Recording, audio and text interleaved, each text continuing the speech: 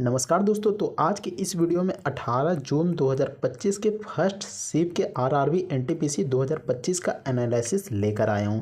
तो कौन कौन से सवाल पूछे गए थे, तो एक एक क्वेश्चन बेहद ही इंपॉर्टेंट रहने वाला है, तो वीडियो को पूरा वॉच जरूर कीजिएगा। तो चलिए वीडियो को शुरू करते हैं।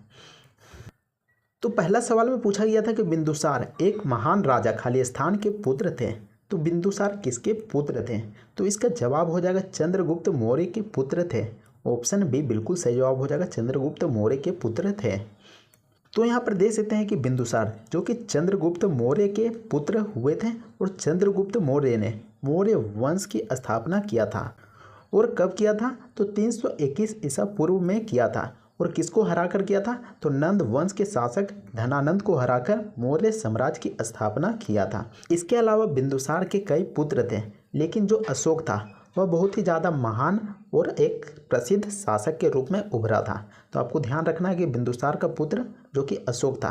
तो यहाँ पर पहला राजा कौन हुआ मौर्य वंश का? तो पहला राजा हुआ चंद्रगुप्त मौर्य, दूसरा नंबर में हुआ यहाँ पर बिंदुसार, और तीसरा नंबर में हुआ अशोक। तो आपको ध्यान में रखना है।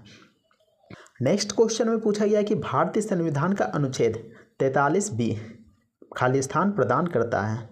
तो यहाँ पर अनुच्छेद 43B से सवाल पूछा गया था। तो इसका जवाब क्या हो जाएगा? तो इसका जवाब हो जाएगा सहकारी समितियों को बढ़ावा देना, ऑप्शन डी। तो यहाँ पर देख सकते हैं कि अनुच्छेद 43B जो कि भारतीय संविधान के भाग 4 में उल्लेखित है। तो अगर क्वेश्चन में पूछा जाता है कि अनुच्छेद 43B भारतीय संविधान के किस भाग में है, तो वह भाग 4 में है। इसके अलावा यह सहकारी समितियों के स्वैच्छिक गठन, स्वायत्त कामकाज और लोकतांत्रिक नियंत्रण और पेशेवर प्रबंधन को बढ़ावा देने से संबंधित है। इसके अलावा आपको बता दूं कि जो अनुच्छेद 43B है उसे 97वें संविधान संशोधन अधिनियम 2011 के द्वारा लागू किया गया था, या फिर संशोधन करके लाया गया था। तो आपको ध्यान में रखना है।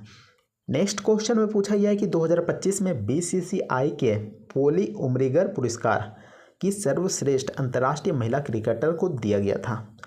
तो 2025 में यहाँ पर पूछा गया है बीसीसीआई का जो पोली उमरिगर पुरस्कार होता है वह किस महिला को दिया गया था, जो कि एक अंतर्राष्ट्रीय महिला क्रिकेटर है। तो इसका जवाब क्या हो जाएगा? तो इसका जवाब हो जाएगा स्मृति मंदाना को दिया गया था, ऑप्शन ए। नेक्स्ट क्वेश्चन में पूछा गया था कि गति का एसआई मात्रक और इसका विमीय सूत्र क्या है।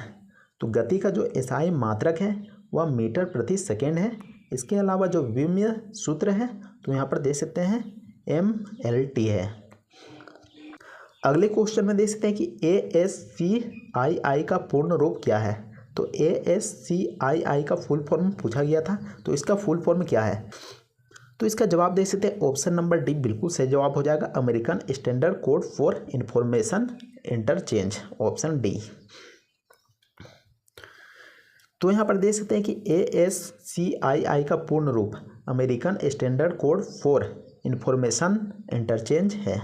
और आपको बता दूं कि यह कंप्यूटर पर टेक्स्ट दस्तावेजों को एनकोडिंग के लिए वर्णों के एक सेट को परिभाषित करने का एक तरीका है। यानी कि कंप्यूटर का लैंग्वेज तो वहाँ पर दूसरा होता है, तो इसी लैंग्वेज की मदद से कंप्यूटर में वर्ड को यहाँ पर एनकोडिंग किया जाता है। नेक्स्ट क्वेश्चन में पूछा गया था कि भारत की सबसे पूर्वी अंतर्राष्ट्रीय सीमा किसके साथ लगती है। तो यहाँ पर पूर्वी अंतर्राष्ट्रीय सीमा के बारे में पूछा गया है। तो इसका जवाब हो जाएगा बांग्लादेश, म्यांमार और भूटान, जो कि भारत की सबसे पूर्वी अंतर्राष्ट्रीय सीमा के साथ लगती है। इसके अलावा यहाँ पर देखते हैं जो चीन है और जो नेपाल है वह भारत के उत्तरी सीमा के साथ लगती है। इसके अलावा पाकिस्तान जो कि पश्चिमी सीमा के साथ लगती है। तो यहाँ पर देख सकते हैं कि भारत की पूर्वी सीमा जो कि बांग्लादेश, म्यांमार और भूटान जैसे देशों से लगती है, और जो कि बांग्लादेश के साथ भारत की सीमा सबसे पूर्व में स्थित है। तो यहाँ पर तीनों ऑप्शन में अगर कोई ऑप्शन दिया जाता है तो आपको पहले बांग्लादेश को यहाँ पर सही करना होगा, नहीं तो यहाँ पर 2 ऑप्शन और दिया जाएगा म्यांमार और भूटान, उसको भी आप सही कर सकते हैं। अगले क्वेश्चन में पूछा गया कि ध्वनि की तीव्रता की एसआई इकाई क्या है। तो यहाँ पर ध्वनि की तीव्रता की एसआई इकाई पूछा गया है। तो एसआई इकाई क्या हो जाएगा?